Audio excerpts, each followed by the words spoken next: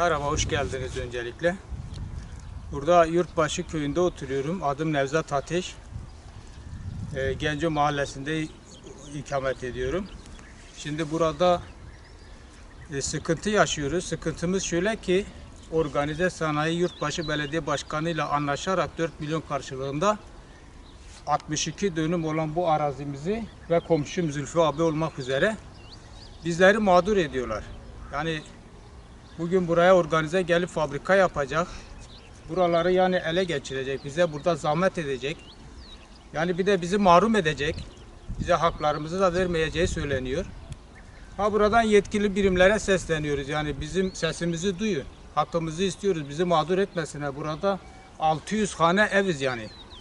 Bugün bu vatandaşlarımıza devlet bize yardımcı olsun ki haklarımızı alalım. Hani bir yere gidip başka bir yerde ikamet edelim. Tekrar bu adam vatandaş çiftçilik yapıyor. Abim çiftçilik yapıyor. Ahırını yapsın, onlara göre onlar haklarını alsınlar. Bizi mağdur etmesinler. Amacımız budur yani. 62 hane evimiz burada mevcut bu mahallede. Hani burada taşınmazları var, evleri var, ahırları var, çiftçi. Burayı boş arazi göstererek satmış Nihat Doğan. Hani burayı mağdur etmiş burada. Hani burası boş arazi mi Nihat Doğan? Gel bir bak hele, burası boş arazi mi değil mi? Burada bak, bu evi gösterebilir misin abi? Şu tarafa doğru bir evimizi göster. Doğru. Şurada evler var. Bak evler var, mahalle var, diyor ki boş arazi. Burada komple yolun Sıfırından. Yola sıfır. Hepsi evlerdir. Burada ahurlar var, evler var. Evet. Şimdi yarın burada fabrika yapıldığı zaman gerçekten millet çok rahatsız oluyor. Biz fabrikaların önünü kesmek istemiyoruz. Sadece burada bir 200 metre geri çekilsin yani. Burada çoluk çocuk ailece oturuyor. Gerçekten biz rahatsız oluyoruz. Bu konuda bizim belediye başkanı da burayı bedelsiz olarak satmış. Daha buranın bedeli de biz bayağı bunu sıkıştırdık. Diyor ben 4 milyon para almışım. Devlete bedelsiz olarak. Encümenlik kararıyla demiş ki oraya imza atın, orada boş bir alandır. Yerleşim alanı değil. Halbuki yerleşim alanıdır. Burada yarın fabrikalar burada çalıştığın zaman bayağı gürültü olur, ses olur. Çoluk çocuk var, aile var. Arabalar gelip geçiyorlar. Kimi önü keselim? Yani gerçekten vatandaş çok mağdurdur. Yani organize geldi buraya yerleşim yerine mi girecek? Burası Yasin Yılmaz'ın zamanında burası mezarlık ilan edildi. Ki mezarlarımız da var yani, yukarıda bizim bir sürü mezarımız var. Genco İbrahim'in mezarı, Hacı Küvremgil onlar. Onların mezarları var burada. Burayı biz mezarlık olarak ilan ettik. Evet. Ya mezarlığı geçtim, burada cami var, cami. Merhaba, adım Ahmet, soy ismim Sarıta. Burada ikametgah ediyoruz. Burada organize yapılacakmış. Toplam 62 dönüm arazi satılmış. Devlette bedelsiz olarak gösterilmiş. Fakat belediye başkanı Nihat Doğan 4 milyon TL söylediğine göre 4 milyon TL kendine almış. Biz burada 62 hane bulunuyoruz. Toplam 400 aile var. 400 kişi var yani.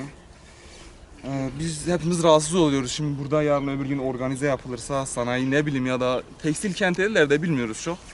Burada yapılırsa inşaatta kimse duramaz. Aile var burada, çoluk var, çocuk var. Onun için rahatsız oluruz. Şimdi arabalar gelip geçiyor, çocuklar yola atlar, araba çarparsa bunun sorumlusu kim olacak? Kimse sorumlu olmaz. Biz başkanın yanına kaç defa gittik, dile getirdik. Hiç sahip çıkmıyor bize yani. Ne bize sahip çıkıyor, ne de bizimle ilgileniyor, ne mahalleye geliyor. Diyor ki ben burayı demiyor satmışım. Sadece biz zorlayınca dedi ki 4 milyon para almışım. Diyoruz imza verin, hani burayı tekrardan milli emlağa götürerek geri alalım. Hayır, yapamam. Çok zorlayınca bu sefer 4 milyon para dedi. Nihat Doğan hiç ilgilenmiyor çünkü burada ortalama 30 yıldır bu mahalle var. Yani organizeden önce bu mahalle vardı. Bu mahallede hep yapı var dediği gibi. Burada hayvancılık yapıyoruz. Ortalama 300 ailenin de hepsinin hayvanları var. Bizim de tabii hayvanlarımız var. Şu ileride ahırımız var. Orada 500 tane küçükbaş besliyoruz. Amcam Gül'ün 30 tane var. Mahallede de toplasan ortalama 2000 baş küçükbaş, büyükbaş hayvan var. Vatandaş rahatsız oluyor burada. Organize yapılırsa yarın öbür gün benim yatak odamın penceresine bakacak. Şimdi ben orada ailemle otururum, çay içerim, yaparım. Burası köydür. Ama organize yapıldı mı ne gece uyuyabiliriz, ne gündüz uyuyabiliriz.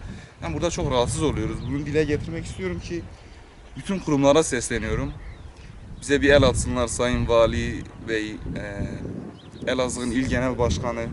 Hepsine sesleniyorum. Burada yani Cumhurbaşkanımıza da sesleniyorum. Yani bizim mağduriyetimizi gidersinler. Biz demiyoruz burada organize yapılmasın. O tarafı çevirelim. Şurada komple dağlık alan. Orayı yapabilirler. İşte oraya yapmamaların sebebi orası hep kayalıktır. Kayalık olduğu için orada organize yapılırsa çok geç olur. Burası da topraktır. Burada tek seferde kemçeyi alır getirir, tek seferde düzeltir. Evet. Masrafsız bir şekilde bitirir. Ama işte masraftan kaçınmak için buraya alıyorlar. Biz de diyoruz ki almayın. Yukarı çıkın, hani mahalleye inmeyin. Buraya geldiklerinde de kimse yerleşim alanına girmesinler. Kimse bir şey demedi. Yani oraya giderlerse hiç kimse bir şey demez. Dağlık alandır. Bizim orayla işimiz olmaz. Biz burada çok mağduruz. Elazığ Hüdapar İl Başkanı olarak bugün Elazığ Yurtbaşı Beldesi'nin Cumhuriyet Mahallesi'ne geldik. Siz de ekranda gördüğünüz gibi bütün vatandaşlarımız, mahalle sakinleri, kadınıyla, erkeğiyle, çocuklarıyla hepsi şu an burada toplanmışlar. Burada bir mağduriyetleri var. Mağduriyetlerini dile getirdiler. Biz de Hüdapar İl Başkanlığı olarak geldik. Vatandaşın sahada hemen yanı başında, mahallenin hemen karşısındaki 62.000 metrekarelik bir yeri sanayi bölgesi yapmışlar. Vatandaş da burada yarın kurulacak olan sanayi sitesinde çıkacak olan dumanından, tozundan, gürültüsünden, çocuklarının rahatsızlığından, mahallenin rahatsız olduğundan bahsettiler. Şunu Hüdapar olarak sürekli dile getiriyoruz. Yasal olarak bir şey hakkınız olabilir ama halal değildir yani. Yani burada 70 tane evden bahsediyorlar Cumhuriyet Mahallesi'nde. 70 tane evin tam karşısında 62.000 metrekare sanayi alanı yapılacak. Oysa Yurtbaşı beldemizin hemen üst tarafı dağlık alandır. Eğer sanayi yapılacaksa o bölgede yapılsın. Biz sanayiye karşı değiliz. Vatandaşlarla da konuştuk. Onlar da diyorlar. Biz sanayiye karşı değiliz. Biz gelişmeye karşı değiliz. Sanayileşme muhakkak olacak. Bir ülkenin gelişmesi için sanayinin mutlak olması gerekir. Ama getirip böyle mahallenin içinde, evlerin içine koymaları doğru bir karar değildir. Biz buradan hem Elazığ milletvekillerine hem de Sayın Valimize sesleniyoruz. Diyoruz ki burada bu vatandaşlarımızın mağduriyeti var. Gelip yerinde bu vatandaşların sorun ve sıkıntılarını dinlesinler. Hem milletvekillerimiz hem kurum amirlerimiz bu vatandaşa hizmet için vardır. Biz de istiyoruz ki bu vatandaşlarımızın bu mağduriyeti giderilsin ve biz bunu ileriki aşamada inşallah eğer çözülmezse yerelde biz bunu meclise taşıyacağız. Hüdapar milletvekilleri üzerinden biz bunu meclise taşıyacağız. Buradaki vatandaş bu 62.000 metrekare arazinin akıbetinin ne olduğunu bilmiyorlar. Yani bunu sanayi bölgesine kim verdi? Belediye diyor benim haberim yok. Organize sanayi bölgesi diyor biz almışız. Kimden almışlar, nasıl almışlar da bilmiyorlar. Vatandaş da bilmiyor. Vatandaş da doğru dürüst bilgilendirilmemiş. Bu konuda bizim kurum amirlerimize özellikle Vali Bey'e çağrımızdır. Buradaki bu sorunun ve sıkıntının giderilmesi için böyle bir çağrımız vardır. Bu mahallede yaşayan ben Ahmet Ateş. 362'ye 1, 62 dönüm olan Adapafta'da yerleşim yeri olan bir bireyden birisiyim. Birkaç aileden birisiyim. 2018 İmar Barışı'nda Çevre Şehircilik bizi tanıdı. Eviniz var, yaşıyorsunuz burada dedi, yapı kayıt belgesi verdi. Milli Emlak bizi tanıdı, icra mislini verdi. Borç çıkardı, ödeme aldı bizden. Gelelim Yurtbaşı Belediyesi'ne, bizi tanıdı, emlak beyanı aldı bizden. Tek tek evraklarımız bizde. Biz bu ödemeleri yaptık ve şu anda burada mağduruz. Yurtbaşı Belediyesi diyor ki burası benden çıkmış, organize sanayiye devredilmiş. Milli Emlak'a gidiyorum, Milli Emlak diyor ki Yurtbaşı'ya devretmişiz, Yurtbaşı'dan çıkmamış. Organize'ye gidiyoruz, organize diyor ki bende. Ya sizdeyse güzel kardeşim bize bir tapu gösterin, bir devredildiğine dair bir evrak gösterin. Bu evraklar saklanıyor, akıbeti belli değil. Biz burada 7-8 aile yaşıyoruz. Şu anda ikamet ediyoruz burada. İkametlerimiz de burada. Biz bu mağduriyetimizin giderilmesini istiyoruz. Eğer burası bir istihdam alanı olacaksa bizler de birer bir istihdam evladıyız yani. Biz de istihdam sağlıyoruz burada. Gerek hayvancılık gerek tarım. Yani biraz az ötemizde 22 dönümlük mezarlık alanımız var. O mezarları nereye istinaf edip taşıyacaklar? Nereye götürecekler?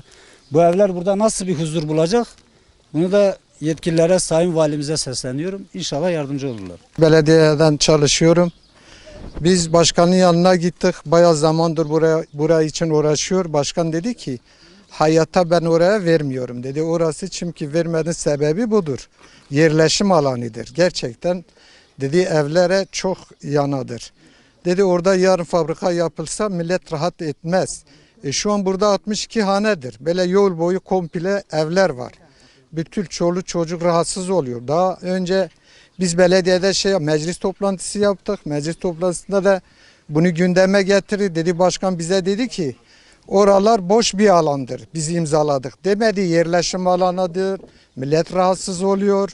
Ondan sonra avukatımız geldi. Avukat bayağı sıkıştırdı. Baskın mı var üzerine sen orayı vermişsin? Hayır. Daha sonra bayağı sıkıştırdı. Bedelsiz 4 milyon para almışım. Peki bedelsiz 4 milyon para resmiyetten bir şey var mı? Yok. Milli Emlaka Şehircilik Şehirciliğe biz müdürün yanına gittim. Müdür dedi orası bedelsiz satılmış. Dedi şu an bakabilirsin dedi avukat hanım, görebilirsiniz. Ama ben yazıyı veremiyorum dedi, siz okuyabilirsiniz. Daha sonra şeye gitti, Tapu Kadastro. Tapu Kadastro dedi ki orası daha ham toprak diye geçiyor. Bir de afat bölgesidir. Orası hayattan yapı yapılmaz. Bu nasıl verilmişse biz de tekrar belediyeye geldi. Belediye başkanı diyor ki tapu bende. Biz de tapu sende, tapuyu göster. Tapu da göstermiyor. O gerçekten vatandaşlar çok mağdurdur. Biz Sayın Valimize sesleniyoruz. Sayın Cumhurbaşkanımıza sesleniyoruz. Hepimiz çok mağdurdur. Merhaba, bizim burada toplanmamızın nedeni burada bir mağduriyetimiz var. Bizim yaşam alanı ve hayvancılık beslediğimiz yerde organize sanayi kuruluyor. Biz bunu istemiyoruz. Bu mağduriyetimiz vardır. Biz burada hani köyde yaşamamızın sebebi hayvancılık yapabilmek, tarım yapabilmek, sessiz, güzel bir şekilde burada huzur içinde oturabilmektir. Ama buraya hemen karşımıza bir organize yapılırsa bu mümkün değil. Hepiniz biliyorsunuz ve sizlere, yetkililere sesleniyorum. Sizce yaşam alanı ve hayvancılık aynı yerde olur mu? Siz bunu yapabilir misiniz? Biz burada bir aile olarak yaşıyoruz. Çocuklarımız var, yaşlımız var, hastamız var. Bunun inşaat süreci 3-4 yıl sürecektir. Bunun o gürültüsünü, tozunu, her türlü işçisini biz istemiyoruz burada. Rahatsız eder bizi. Hastası gürültüsünden de rahatsız olur. Tozundan da rahatsız olur, her şeyinden de. Biz burada rahat bir şekilde dışarıda oturamayacaksak neden buradayız? O yüzden yetkililerden yardım istiyoruz. Ben 500 tane küçükbaş hayvanım var. Burada bakıyorum yıllardır, bu 20-25 yıldır bizim elimizde. Evet, belki tapum yoktur, hazine malıdır ama eğer satılacaksa öncelik bu bizim olması gerekiyor. Satılacaktıysa bize satılması gerekiyordu. Bunu belediye başkanı kapalı kapılar ardından gizli şekilde satmayacaktı. Biz bunu belediye başkanına, organize sanayi başkanına olsun birçok yere gittik, derdimizi anlatmaya çalıştık ama kimse bizi dinlemedi. Kimse bizi pek bir şey yerine de saymadı açıkçası. Bu yüzden buradan bütün yetkililere sesleniyoruz. Bize yardım etmelerini istiyoruz. Organize sanayi burada yapılmasın. Bizim bu mahallenin üst tarafında birçok alan, geniş alan, boş alan var. Orada yapılmasına karşı değiliz. Yapılabilir, genişlenebilir, ileriye gidebilir. Ama bizim aynen yapılmış da biz sadece isteğimiz bizim mahallede yapılmasın. Hemen evimizin karşısında yapılmasın. Biz penceremizi dahi açtığımız zaman buradan işçiler bizi görebilir eğer ki kapımızın hemen yanına yapılırsa. Biz bunu istemiyoruz. Aile mahremiyeti diye bir şey vardır. Biz buna karşıyız. Yetkililere buradan sesleniyoruz. Lütfen yardım edin bize.